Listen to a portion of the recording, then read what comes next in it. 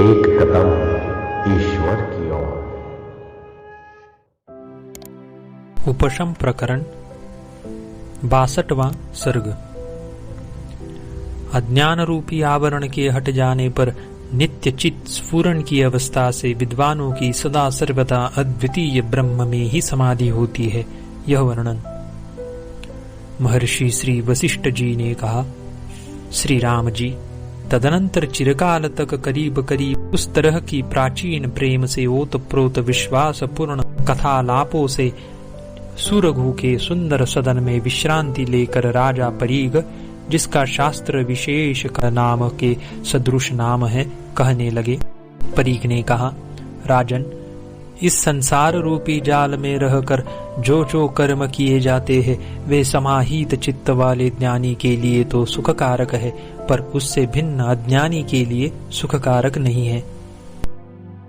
हे राजन, समग्र संकल्पों से शून्य विश्रांति के सबसे उत्तम स्थान रूप विक्षेपात्मक दुखों के उपशम में परम साधन तथा सांसारिक सुखों की अपेक्षा अधिक प्रशस्त समाधि का क्या आप अनुष्ठान करते हैं?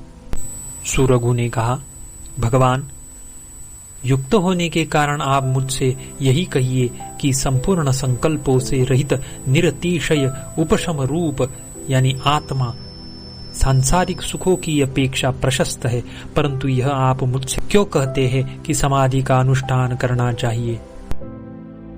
महात्मन, जो तत्वज्ञ पुरुष है वह चाहे चुपचाप ही सदा व्यवहार करे चाहे अव्यवहार करे, तो भी उसका समाहित चित्तता को छोड़कर और क्या स्वरूप हो सकता है?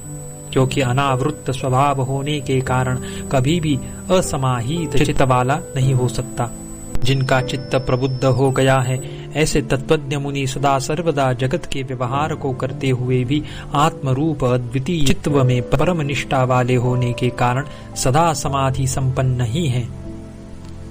जिसका अंतःकरण परम शांति रूपी विशुद्धता को प्राप्त नहीं हुआ है, ऐसा पुरुष चाहे पद्मासन लगावे चाहे परब्रह्म को हाथ जोड़े, तो भी उसको किसी भी उपाय से किसी तरह की समाधि नहीं लग सकती, क्योंकि जहाँ चित्त का लगना है उसको वह जानता ही नहीं। यह भाव है।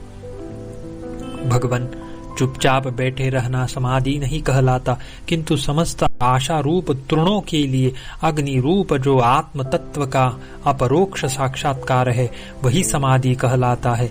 समस्त इच्छित विषयों का समूल बाद से पारमार्थिक स्वरूप में चित्त का जो आधान अवस्थान है, वह समाधि है। यो समाधि शब्द की व्युत्पत्ति है। यह भाव है। महात्मन, मनीषी लोग समाधि शब्द का एकाग्र सदा सर्वदा तृप्त सत्य अर्थ का ग्रहण करने वाली परा प्रज्ञा ही अर्थ कहते हैं। क्षोभ से रहित, अहंकार से शून्य, सुख दुख आदि द्वंद्वों में न गिरने वाली और सुमेरु से भी अधिक स्थिर आकार वाली प्रज्ञा समाधि शब्द से कही गई है। चिंता से वर्जित, अभिष्ट पदार्थ को प्राप्त, हेय और उपादेय से रहित तथा परिपूर्ण जो मानसिक वृत्ति है, वह समाधि शब्द से कही गई है।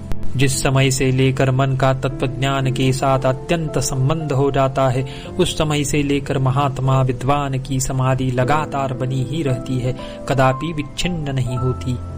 जैसे क्रीड़ा कर रहे बालक के हाथ से दूर खींचा गया कमल का तंतु टूट जाता है, वैसे प्रबुद्ध अंतःकरण वाले ज्ञानी की समाधि लगकर पुनः टूट नहीं जाती। यहाँ व्यतिरेकी दृष्टांत है। जैसे सूर्य सारे दिन प्रकाश से विराम नहीं करता अपितु प्रकाश पूर्ण ही रहता है, वैसे ही तत्वज्ञानी की प्रज्ञा जीवन पर्यंत यानी विदेह मुक्ति पर्यंत तत्व के अवलोक से विराम नहीं करती, अपितु दृढ़ संस्कार के कारण सदा सर्वदा अनुवर्तन करती ही रहती है। जैसे नदी निरंतर जल के प्रवाह से क्षणमात्र भी रुक नहीं सकती, वैसे तत्वविद की आत्म तत्व साक्षात्कारात्मक दृष्टि स्वरूप ज्ञान से क्षणमात्र भी रुक नहीं सकती, यानी तत्वज्ञ का साक्षात्कारात्मक बोध किसी आवरण से आवृत्त नहीं होता। जैसे काल अपनी कलाओं की गति का कभी भी विस्मरण नहीं करता, वैसे ही तत्वविद पुरुष की बुद्धि अपने आत्म स्वरूप का कभी भी विस्मरण नहीं करती। जैसे सर्वत्र सदा गति स्वभाव वायु अपनी गति का विस्मरण नहीं करता, वैसे ही तत्वविद ज्ञानी की प्रज्ञा निश्चय करने योग्य चिति मात्र का कभी विस्मरण नहीं करती। जैसे काल के मूर्ति रूप सूर्य आदि अपनी गति बटोरते हुए ही सदा स्थित रहते हैं, वैसे ही विषयों से विनिर्मुक्त चैतन्य स्फूर्ति भी अपनी गतियों को यानी स्वाकार वृत्तियों को बटोरती हुई ही रहती है।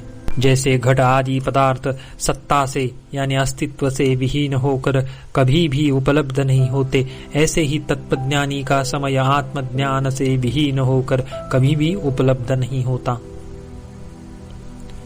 जैसे संसार में उष्णत्व आदि स्वाभाविक गुणों से युक्त अग्नि आदि गुणवान पदार्थ कभी भी गुणों से विहीन नहीं रहते, वैसे ही आत्मा की पहचान कर चुकने वाला आत्मवान ज्ञानी कभी भी आत्मज्ञान से विहीन नहीं होता। मैं सदा सर्वदा ही आत्मज्ञान से संपन्न हूँ, सदा सर्वदा ही निर्मल स्वभाव हूँ, सदा सर्वदा ही शांतात्मा हूँ और सदा सर्वदा ही समाधि युक्त हूँ।